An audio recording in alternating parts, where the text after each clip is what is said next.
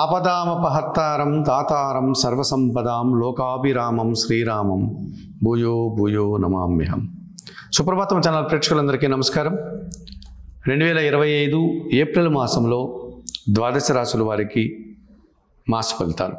2025 April మాసానికి గాను మకర రాశి వారి యొక్క మాస ఫలితాలు. ఈ మకర రాశి వారికి విశేషమైనటువంటి సుఫలితాలు ఏప్రిల్ మాసంలో వచ్చేటువంటి వాతావరణం కనిపిస్తుంది. 60 నుంచి 70% సుఫలితాలు రావడానికి అనుకూల వాతావరణం కనిపిస్తుంది.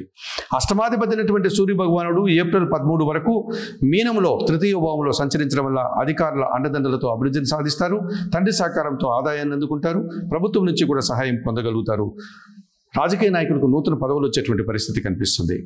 తృతీయ వ్యయాధిపతి అయినటువంటి గురువు ఈ నెలంతా కూడా పంచమ భావంలో సంచరించడం వల్ల మీ ఆలోచనలు చాలా వరకు సాకారం అవుతుంది.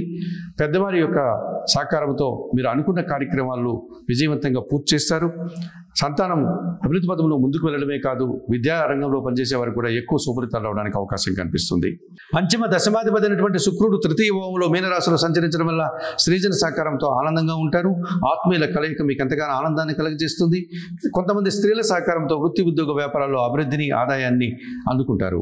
జన్మరాశ్యాధిపతి ద్వితీయాధిపతి అయినటువంటి శని భగవానుడు ఈ నెలంతా కూడా తృతీయ భావంలో మీనరాశిలో సంచరించడం వల్ల ఏళ్నాటి శని దోషం పూర్తిగా తొలగిపోయింది.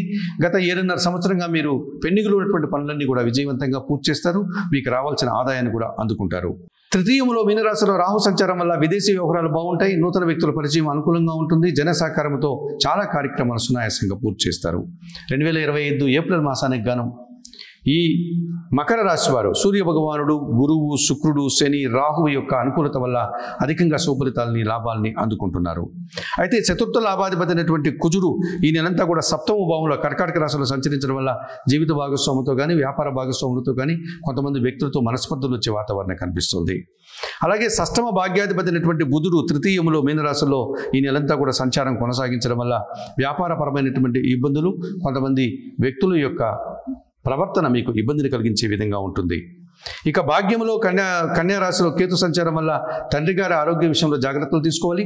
కొన్ని విషయాల్లో ఆటంకాలు, నిరాశ ఎదురయ్యే సూచన కనిపిస్తుంది. మరి 2025 ఏప్రిల్ మాసానికి గాను ఈ మకర రాశి వారు భాగ్య కేతు దోషం నుంచి బయటపడడానికి నిత్య గణపతి ఆరాధన చేయండి. గణేశ అష్టకం చదువుకోండి.